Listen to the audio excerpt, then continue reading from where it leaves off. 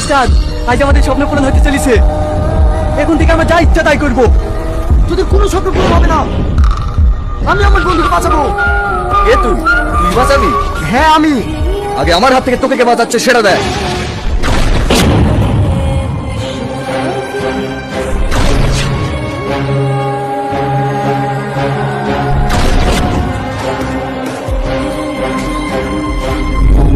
তবে রে বেটা,